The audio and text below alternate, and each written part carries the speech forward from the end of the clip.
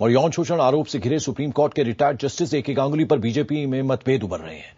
Party के दो नेता सुषमा स्वराज और सुब्रमण्यम स्वामी आमने सामने हैं। गांगुली इस वक्त पश्चिम बंगाल मानवाधिकार आयोग के मुखिया हैं। तृणमूल कांग्रेस के बाद अब बीजेपी ने भी गांगुली के इस्तीफे की मांग की। गांगुली को हटाने की मुहिम का समर्थन करते हुए नेता विपक्ष सुषमा स्वराज ने ट्वीट किया, मेरा मानना है कि जस्टिस गांगुली को पश्चिम बंगाल मानवाधिकार आयोग के चेयरमैन के पद से इस्तीफा दे देना चाहिए।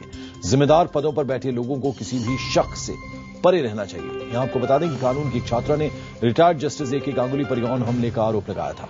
मामला सामने आने के बाद चीफ जस्टिस ने 3 जजों की कमेटी को जांच का जिम्मा सौंप दिया था। इस कमेटी ने जस्टिस गांगुली का भी बयान लिया। चीफ जस्टिस को रिपोर्ट सौंपे जाने के बाद जस्टिस गांगुली ने खुद पर लगे आरोपों से सिरे से नकार कर दिया। वैसे कुछ लोग गांगुली के समर्थन में भी हैं। पूर्व अटॉर्नी जनरल सोली सोराबजी ने कहा कि गांगुली के इस्तीफे से गलत उदाहरण पेश होगा। वहीं बीजेपी के ही एक नेता सुब्रमण्यम स्वामी ने भी सुषमा स्वराज से अलग रुख अपनाते हुए ट्वीट किया है कि अगर जस्टिस गांगुली सिर्फ आरोप लगने पर ही इस्तीफा दे देते हैं तो सरकार के खिलाफ फैसला देने वाला हर जज खतरे के दायरे में है। एक लड़की ने कह दिया कि मेरे साथ दुर्व्यवहार हुआ। वो रेप तो नहीं कहती है, वो तो कहती है दुर्व्यवहार हुआ, मतलब मेरे ऊपर हाथ लगा दिया, ऐसा ही कहती है ना। अब ऐसे आरोप तो कोई भी लगा सकते हैं। अभी तो इतना पता है कि सिर्फ एक लड़की की आरोप है और जज ने कहा कि ये गलत है, ये झूठ है।